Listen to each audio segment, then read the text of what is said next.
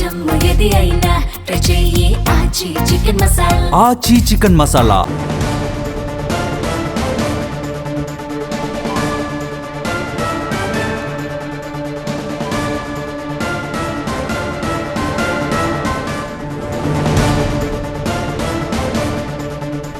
ఈ సందర్భంగా ఆసక్తికరమైన కమెంట్ చేశారు కేటీఆర్. తెలుగుదేశం పార్టీలో మంచి లక్షణం ఉంది అన్నారు కేటీఆర్.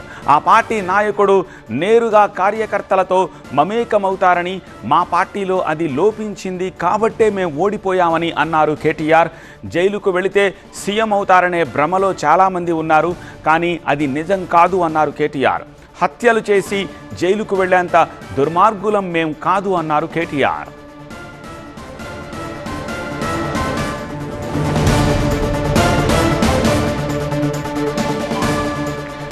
తెలంగాణ జాగృతి అధ్యక్షురాలు కల్వకుంట్ల కవిత ఇటీవల ఆసక్తికర వ్యాఖ్యలు చేశారు. పాత పేరు కొత్త ఎజెండాతోటి ప్రజల ముందుకు వస్తానని తెలిపారు. హైదరాబాద్లో నిర్వహించిన మీడియా సమావేశంలో ఆమె మాట్లాడారు. తెలంగాణ రాష్ట్ర సమితి పేరు ఫ్రీ అయ్యిందని, ఇప్పుడు దాన్ని ఎవరైనా వాడుకోవచ్చు అన్నారు. ఆచార్య జయశంకర్ సిద్ధాంతాల ప్రకారమే తమ పార్టీ నడుస్తుంది అని చెప్పారు.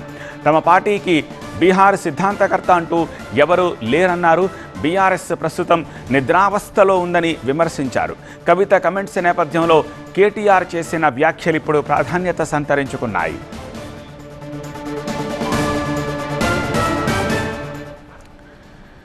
దీనికి సంబంధించి మరింత సమాచారం అందించేందుకు మా ప్రతినిధి నరేష్ ప్రస్తుతం మనకి లైవ్లో సిద్ధంగా ఉన్నారు. నరేష్, ఎక్కడ ఎప్పుడు కేటీఆర్ ఈ కమెంట్స్ చేశారు, ఇంకా ఏ అంశాలు ప్రస్తావించారు? చిట్ చాట్ అంటే డెఫినెట్గా మీరంతా కూడా క్వశ్చన్స్ అడిగి ఉండవచ్చు. దానికి ఆయన ఎలా చెప్పారు? క్యాజువల్ నోట్లో చెప్పారా, సీరియస్ నోట్లో చెప్పారా? పూర్తి డీటెయిల్స్ చెప్పండి.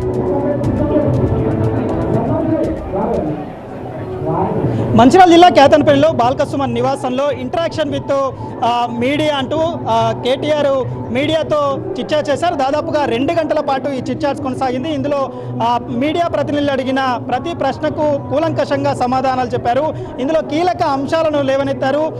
ఎందుకు ఓడిపోవాల్సిన పరిస్థితులు వచ్చాయి, ఎక్కడ మేము ప్రజలకు దూరం అయ్యాము, ప్రజలకు మాకు మధ్యలో గ్యాప్ పెరగడానికి కారణం ఏంటి, మా నేతలు ఎందుకు ఓటమి పాలయ్యారు, గెలుపు గుర్రాలకు టికెట్ ఇచ్చిన పరిస్థితుల్లో కూడా ఎలాంటి పరిస్థితుల నేపథ్యంలో మేము ఓటమి చూడాల్సి వచ్చిందన్నది పూర్తిగా కూలంకషంగా చెప్పారు. 10 ఏళ్ల కాలంలో మేము ప్రభుత్వం ప్రజల్లోకి వెళ్ళే సమయంలో ఈ 10 ఏళ్ల కాలంలో ప్రజలకు దూరం అయ్యాము, అది స్పష్టంగా కనిపించింది. ఆ దూరం కారణంగానే మేము ఇప్పుడు 2.5 సంవత్సరాలు ప్రతిపక్ష హోదాలో ప్రతిపక్షంలో కూర్చోవలసి వచ్చింది. ఇప్పుడు అలాంటి పరిస్థితులు మెల్లమెల్లిగా ప్రజల వైపు వెళ్తున్నాం, ప్రజల మధ్యకు వెళ్తున్నాం. ప్రజల్లో నుంచి మా ఓటమిని ఎందుకు ఏం కారణాలతో ఓటమి పాలవ్వాల్సిందనేది కూలంకషంగా చర్చించుకుంటున్నాం. ప్రజల వద్దకు ఇంకా చేరాల్సిన పరిస్థితి ఉంది. ఈ నేపథ్యంలో 2027లో పాదయాత్ర చేపడతానంటూ కూడా కీలక వ్యాఖ్యలు చేశారు. తెలంగాణ ఉద్యమ పార్టీగా కొనసాగాం, 10 ఏళ్ల పాలనలో ప్రభుత్వ అధికారంలో ఉన్న పార్టీగా కొనసాగాం. ఇప్పుడు ఈ 2.5 సంవత్సరాల కాలంలో ప్రతిపక్ష హోదాతో ప్రతిపక్ష పార్టీగా కొనసాగుతున్నాం. ఈ 3 మేము బేరీ చేశాం, ఈ 3 మేము విజయం సాధించాం.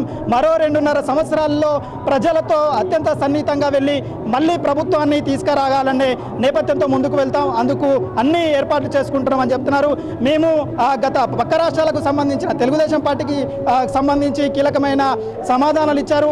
అక్కడ అధ్యక్షుడు నేరుగా కింది కార్యకర్తతో చిట్చాట్ చేసి కార్యకర్తలతో మాట్లాడి కార్యకర్త సమస్యలు తెలుసుకొని సాల్వ్ చేసే పద్ధతి ఉంటుంది.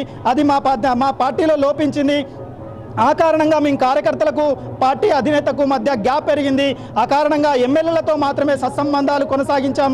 ఎమ్మెల్యేలు ఏం చెప్పినా అది మేము చేసుకుంటూ పోయాం. ఆ కారణంగా అక్కడ నియోజకవర్గాల్లో కష్టాలేంటి, నియోజకవర్గాల్లో సమస్యలేంటి, ఏ సమస్యలు నెరవేరిస్తే ప్రజలు మా పార్టీని అభిమానిస్తారు, ఆదరిస్తారు అనేది తేల్చుకోలేకపోయాం. కార్యకర్తలను దగ్గరుండి మా మధ్య తీసుకురాగలేకపోయాం. ఇప్పుడు ఆ పరిస్థితిని మేము కూలంకషంగా చర్చించుకుంటున్నాం. నేరుగా కార్యకర్తల వద్దకు వెళ్ళే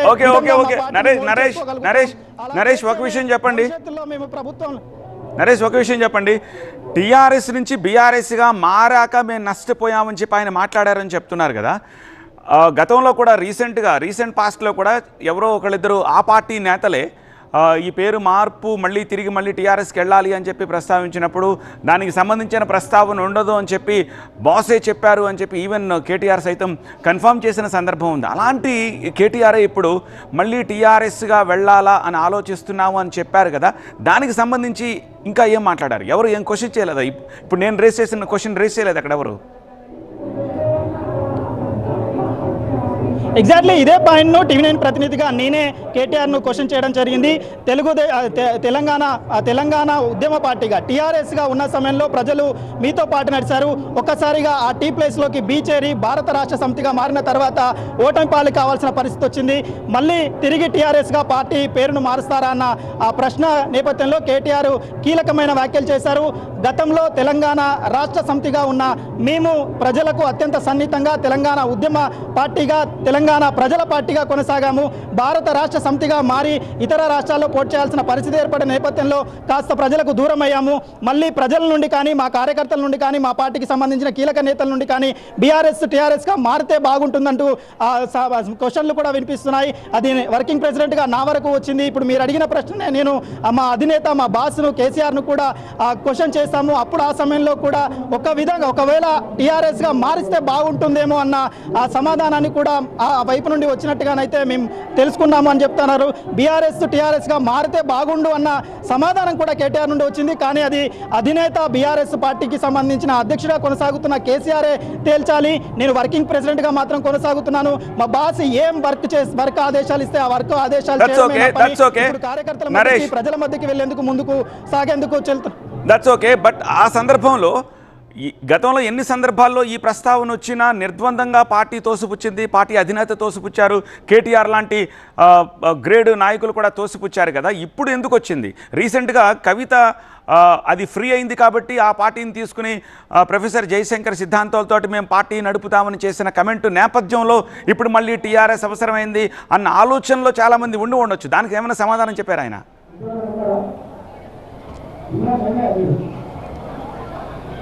బీఆర్ఎస్ టీఆర్ఎస్గా ఎందుకు మారాలి అన్న దానిలో కేటీఆర్ చెప్పిన సమాధానం ఒకటే, తెలంగాణ ప్రజలతో మమేకం అయ్యేందుకు టీఆర్ఎస్ ఉంటే బాగుంటుందనే సమాధానం ఇచ్చారు. కానీ దీని తెర వెనుక టీఆర్ఎస్ పార్టీకి సంబంధించిన పేరు మరో పార్టీకి సంబంధించిన నేత తీసుకుంటే మళ్ళీ ఇబ్బందులు తలెత్తే అవకాశం ఉంటుంది, విభిన్నమైన ప్రశ్నలు తలెత్తే అవకాశం ఉంటుంది, ప్రజల్లో గందరగోళం తలెత్తే అవకాశం ఉంటుందన్న నేపథ్యంలో బీఆర్ఎస్ను టీఆర్ఎస్గా మార్చి ఆ పార్టీ పేరును మా దగ్గరనే ఉంచుకోవాలన్న ఆ నేపథ్యంలో బీఆర్ఎస్ టీఆర్ఎస్గా మారిస్తే బాగుంటుందని వర్కింగ్ ప్రెసిడెంట్గా కొనసాగుతున్న కేటీఆర్ సమాధానం ఇచ్చినట్టుగానే మనం చూడాలి. దీనిలో కవిత కొన్ని రోజుల క్రితమే టీఆర్ఎస్కు సంబంధించిన పేరు ఫ్రీజ్ అయింది, ఆ పార్టీకి సంబంధించిన పేరు ఎవరైనా తీసుకోవచ్చు అన్న ప్రస్తావన తీసుకొచ్చిన నేపథ్యంలో ఇక బీఆర్ఎస్ టీఆర్ఎస్గా మారాల్సిందే అన్న ఆలోచన అటు పార్టీ కీలక నేతల్లో కనిపిస్తున్నట్టుగా తెలుస్తుంది. గతంలో బీఆర్ఎస్ పార్టీని బీఆర్ఎస్ కొనసాగుతుంది, ఎట్టి పరిస్థితుల్లో పేరు మార్పు ఉండదని చెప్పుకొచ్చిన నేతలే ఇప్పుడు వర్కింగ్ ప్రెసిడెంట్గా కొనసాగుతున్న కేటీఆర్ కూడా పునరాలోచన చేస్తున్న సమయంలో అనేక అనుమానాలు అయితే వ్యక్తమవుతున్నాయి. ఈ గందరగోళానికి త్వరలోనే తెరపడే అవకాశం ఉన్నట్టుగా కూడా కేటీఆర్ చెప్తున్న పరిస్థితులు సమాధానాలు అయితే వినిపిస్తున్నాయి.